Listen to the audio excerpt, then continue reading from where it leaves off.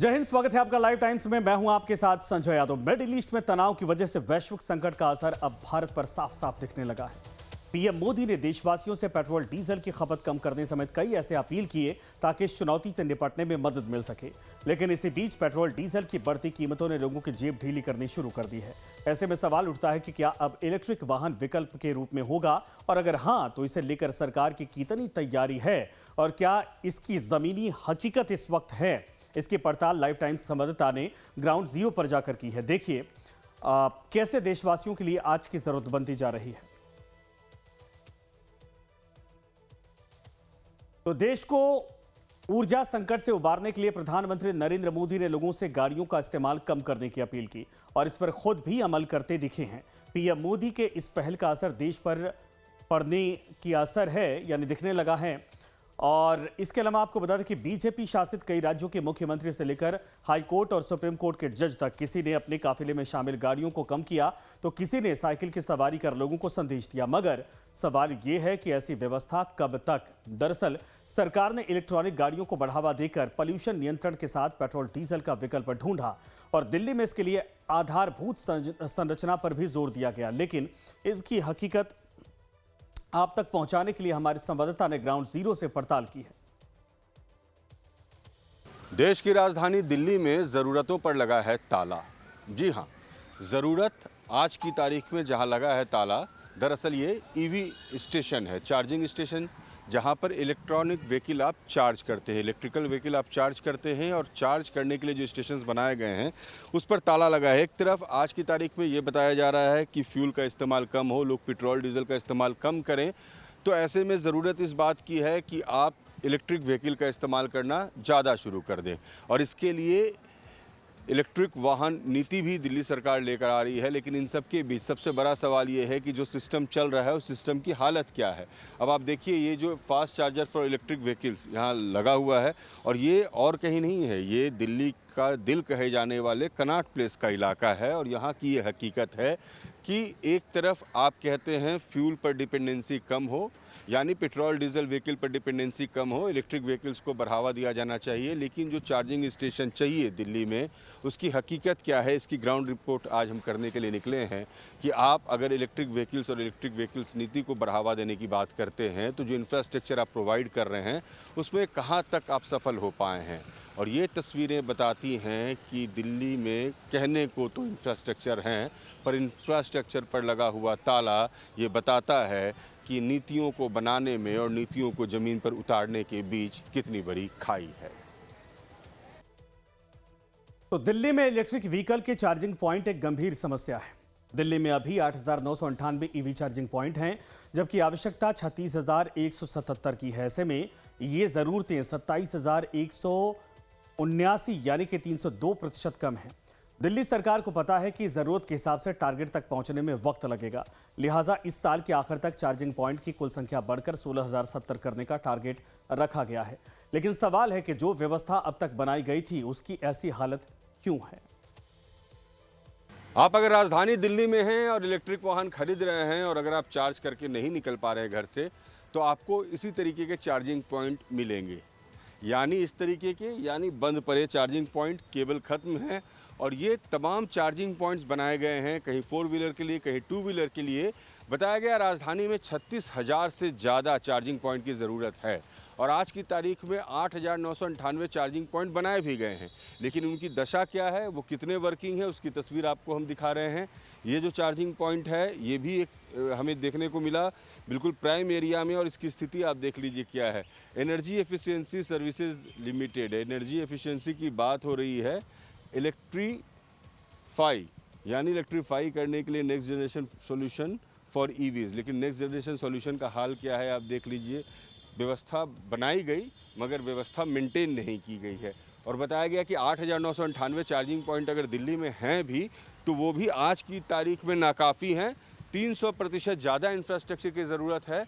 मगर ये दिल्ली का प्राइम एरिया है। आपको हम लोकेशन भी इस्टेब्लिश कर रहे हैं। राजीव चौक मेट्रो स्टेशन का गेट नंबर 5 है और उसके सामने ये जो पार्किंग एरिया है यहाँ पर ये बना हुआ fast charger for electric vehicles है। तो फास्ट चार्जर मगर ये बंद पड़ चुका है और इसकी हालत जो है वो ये बता रही है कि ये कभी चला करता रहा होगा। काफ़ी अरसे से बंद है ये, ऐसे ही बंद पड़ा हुआ है। ऐसे बंद पड़ा रहता है।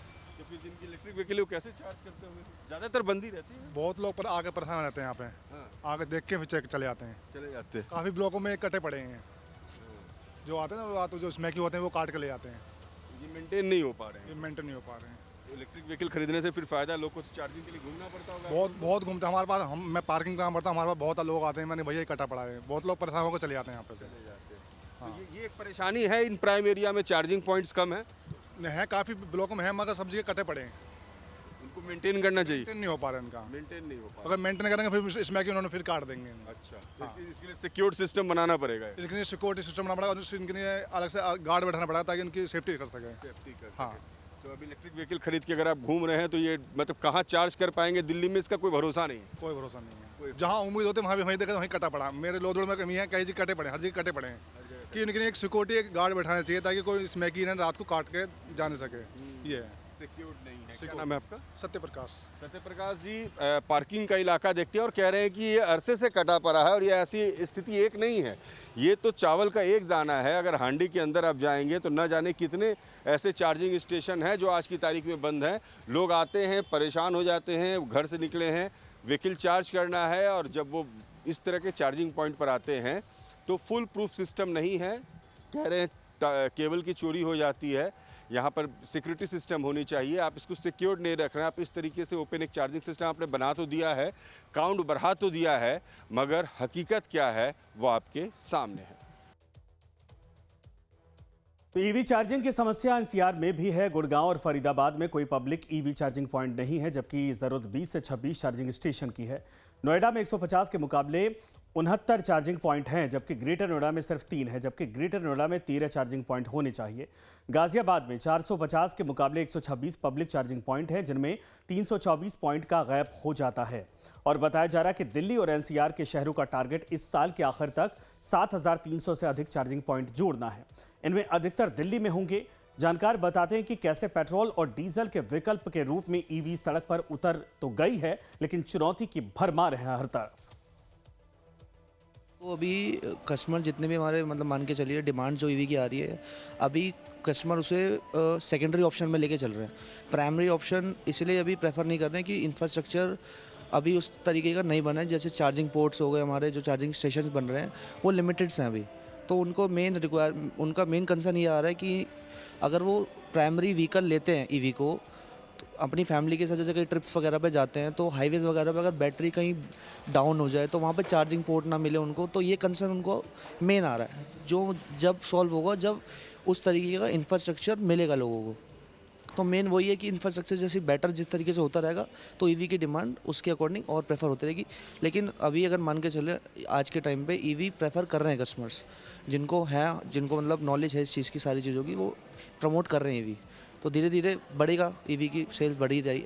और गवर्नमेंट ने सब उस पर स्कीम्स वगैरह में निकाला कि जैसे आरटीओ चार्जेस नहीं है जिस पे। और बाकी अगर कंपेयर करते हैं तो पेट्रोल गाड़ी से, डीजल गाड़ी से ईवी बेटर है हर चीज़ में। चार्जेस हमारे बिल्कुल ज़ीरो है, 1 रुपये किलोमीटर के हिसाब से हमारी रनिंग आ जाती है ईवी के अंदर। अगर हम देखते हैं हमारे अगर बैटरी पैक्स होते हैं तो 2 तरीके के बैटरी पैक्स होते हैं, स्टैंडर्ड बैटरी पैक और long range battery pack. Standard range जैसे मान के चलो अगर हम हायर साइड पे लेके चलते हैं गाड़ी को तो 52 किलोवाट्स 51 किलोवाट्स की बैटरी पैक आती है। एक यूनिट को अगर हम घर में चार्ज करते हैं होम चार्जर से तो उसकी कॉस्ट अप्रोक्स 1 यूनिट की 8 रुपये की आज के टाइम चल रही है। तो 51 से अगर हम 8 को इंटू करते हैं तो वो अप्रोक्स 450 के आसपास जाती है, जो कि हमारी फुल रेंज गाड़ी की चलती है 450 किलोमीटर फुल चार्ज पे। तो आपकी 450 रुपीज़ के अंदर 450 किलोमीटर गाड़ी चल रही है। और कंपेयर करते हैं अगर पेट्रोल गाड़ी से तो वही सेम आज के टाइम पे 95 लीटर के आसपास फ्यूल चल रहा है 1 लीटर, उसमें हमारे कितनी रनिंग कॉस्ट आ जाती है। तो इन चुनौतियों के बावजूद देश की राजधानी दिल्ली में ईवी रजिस्ट्रेशन में लगभग 29% की शानदार बढ़ोतरी दर्ज की गई। दिल्ली में कुल वाहनों की बिक्री और रजिस्ट्रेशन में ईवी की हिस्सेदारी करीब 12.7% तक पहुंच गई है। राजधानी में अब 1.07 लाख से अधिक इलेक्ट्रॉनिक गाड़ियां रजिस्टर्ड हैं। ईवी आज की डेट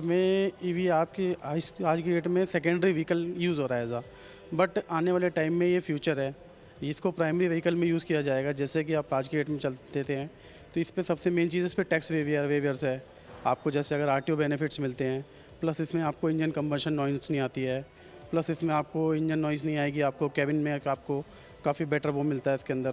प्लस इसमें नॉइज़ नहीं होएगा, इंजन के अंदर नॉइज़ नहीं रहता है। प्लस इसके अंदर आपको बहुत सारे फीचर्स मिलते हैं, जैसे चार्जिंग स्टेशंस हो गए। चार्जिंग स्टेशंस के साथ साथ प्लस यहाँ पे आप पूरे दिल्ली एनसीआर से लेके अब हाईवेज़ पे भी चार्जिंग स्टेशन स्टार्ट हो गए हैं। सो ये वाला जो मेन वो प्रॉब्लम जो था चार्जिंग स्टेशंस का, वो भी रिजॉल्व होता जा रहा है। तो आने वाले कुछ टाइम में अगर आप लास्ट 5 ईयर्स के अंदर अगर आप 3-4 ईयर्स के अंदर वो करेंगे तो ईवी की वो भी बढ़ी है, सेल्स भी बढ़ी है पहले के अकॉर्डिंग। तो हर कोई आप मान के चलो 3 से 4% का हमारे इसमें सब में बूस्ट हुआ है। सो ये रीजंस भी है ईवी के होने का। EV is a secondary vehicle. Plus सबसे मेन चीज़ है इसके अंदर आपको चार्जिंग पोर्ट्स भी अवेलेबल हैं। प्लस इसके अंदर क्या है, आपको आजकल होम चार्ज भी हो जाता है सबके घरों में। आज जैसे कि आप देखते हैं स्टिल्ट पार्किंग है, स्टिल्ट पार्किंग के अंदर आपको ईजिली चार्जिंग आउटलेट मिल जाता है, उसके अंदर आप चार्ज कर सकते हैं। आप ओवरनाइट उसको चार्ज करेंगे, आपका मान के चलिए प्रॉपर वीक चल जाएगी। बिकॉज जैसे जो किया की ईवी आती है इसकी 450 की रेंज है, 450 की रेंज आपकी इजीली आती है इसके अंदर। प्लस इसको अगर आप चार्ज करेंगे इसका charging cost around 450 to 500 rupees पड़ता है। अगर आप उसको कलेक्ट करेंगे तो कॉस्ट पड़ेगी इवन 1 रुपीज़ किलोमीटर।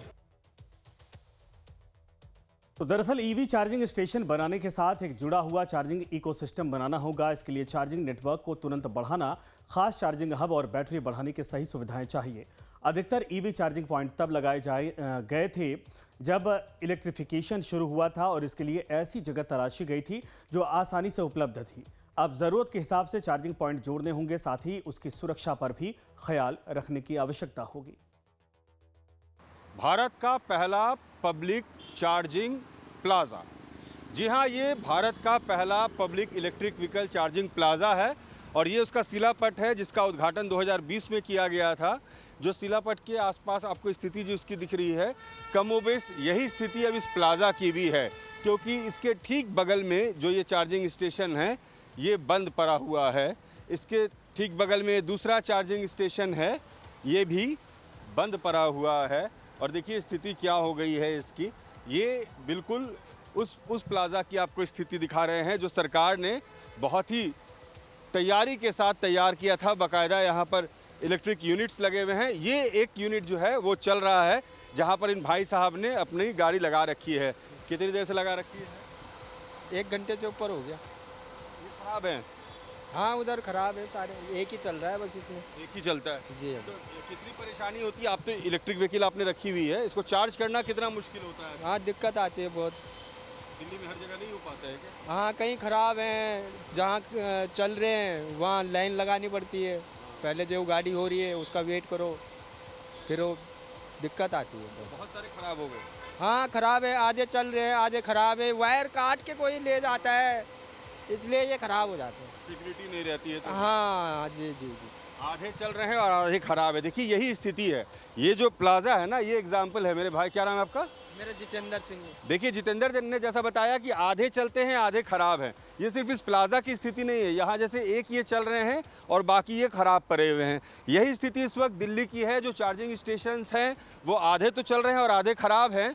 36,000 से ज़्यादा ऐसे चार्जिंग स्टेशन चाहिए। आज की तारीख में 9,000 के आसपास चार्जिंग स्टेशंस हैं, उसमें भी 40 से 50% चार्जिंग स्टेशन इसी तरह ठप पड़े हैं। दिल्ली के अलग अलग इलाकों में जाकर हमने देखा कि किस तरीके से कहीं चार्जिंग स्टेशन पर ताला लगा है, कहीं चार्जिंग स्टेशन के तार निकले हुए हैं, कहीं पर लोग परेशानी खुद बयां कर रहे हैं। और ऐसे में चुनौती ये है कि पेट्रोल और डीजल के विकल्प के रूप में इलेक्ट्रिक व्हीकल्स को प्रमोट करने की बात सरकार तो ज़रूर कर रही है।